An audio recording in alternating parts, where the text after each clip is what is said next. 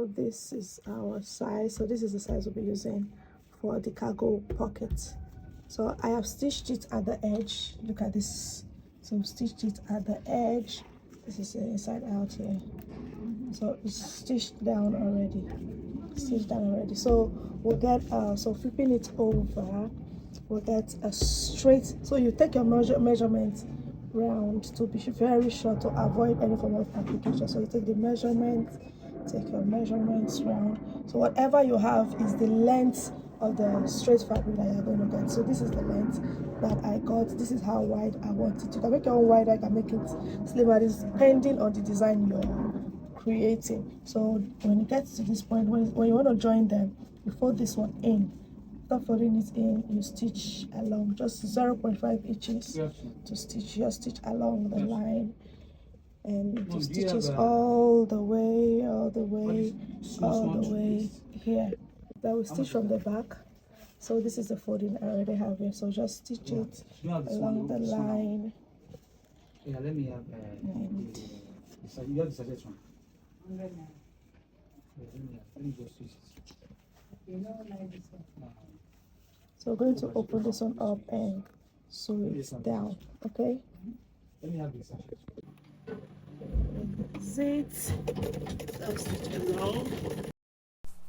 So this is me just sewing it along the measurements which I showed you earlier. So when you get to the edge, you curve it. First of all, raise your machine, right? Raise the needle. Is it the needle now? No, don't raise the needle. Leave the needle. Just raise the tension. Stitching. Raise the needle. Leave the needle. Let the needle tip still hold down the sewing. That's the fabric now. So this is sorry. Because when it holds it down, it makes it easier for you. Okay, see the way I'm doing it here.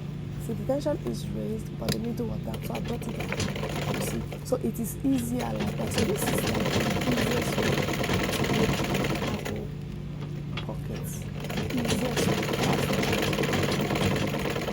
So like I showed you earlier, when you get to the edge, you just cut it and then flip it over. There's no need for you to double stitch it, to stitch it down the way I did the first rectangular piece. There's no need for that because you're still going to sew it down and then secure it. So there's no point for you to go through that process. So after that, this is top stitching. So when you turn it over, you turn the inside out. So the front side, that is the right side now, you top stitch around the edge where you sewed the straight cut. You top stitch it round, just the same way you sewed it while you were attaching the straight fabric now. So remember, let your needle hold down the fabric but raise the tension, so you'll be able to turn it. It just makes things easier. It just makes things easier. So this is the look after top stitching it. You can see, actually this is not for beginners. So I had already marked the size of the pocket on the trouser now. I've marked it already. So I already joined the back side of the trouser and the front side together. So in case you're wondering if it's the front you're attaching it to or the back, I've already joined it together. So what I made sure to do was to mark it in between. The front is a bit bigger than, the side pocket of the front, yeah, it's a bit bigger than that of the back. Yeah, because definitely it's the front people see when it comes to pockets, when it comes to design, the front comes first. So I had already marked the size. Make sure to also do the same. Mark the pocket size on the right side of the fabric. Don't mark it at the wrong side, on the right side. So when you're attaching your pockets, you are able to see the way you marked it. You're able to see the points you marked. So I just top stitch, that's the straight cut now. Yeah, I top stitch it on the trouser. So remember the other side where I said there's no need for you to sew it down. So I just flip it in, see the top stitching, and I'm still going to lay it and secure it. See this is me laying, trying to see how it can lay. Make sure when you're laying it, it covers the straight cut. Yeah, see it down there. Yeah. So this is me resecuring. So this was why I said you didn't need to stitch it down before attaching it to the pocket. So I'll do the same thing to the other side. And that is it for the cargo pocket.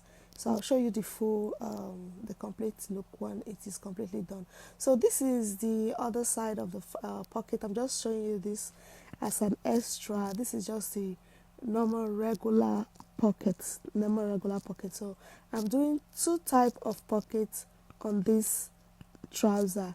So this is the rectangular, the first piece I showed you earlier. In case you fast forward, just please go back and check the first piece I showed you earlier before attaching the straight cut to it. So that is the one that's the plain design. So that's the second design for the pocket. So when you're sewing that pocket, the same thing.